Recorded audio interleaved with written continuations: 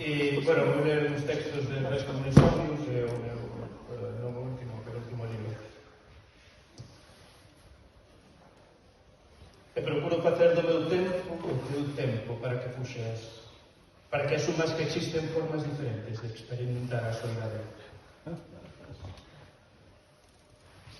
O meu tempo é o da individualización, a forma de ser ti, de ser máis ambos porque recoñeces a ausencia de culpa, de calquera outro xeito de estigmatizarte, onde os vínculos que te apreixaban non son xa os únicos vínculos, existindo a forma de ser unha e dupla. Unha forma de ser ti e as que te aman, sempre que te aman.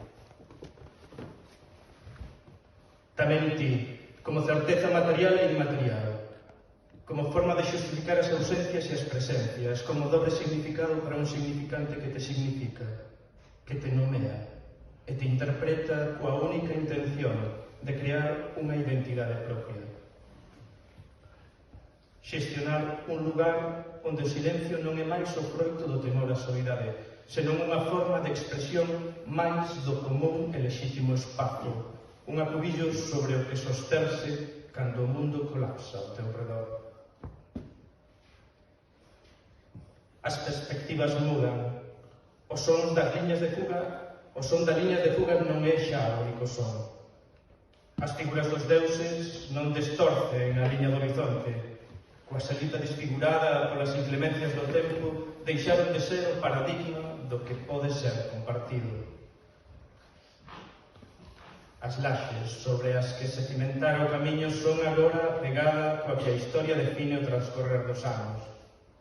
Un lugar sobre o que depositar a ollada, distante, se cadra tamén difuso, apenas como un mal recordo que ficou atrás sen deixar mácula. Porque non temos unha débeda co pasado, alén da propia superación. Porque non debemos vasalaxe e non precisamos indulto.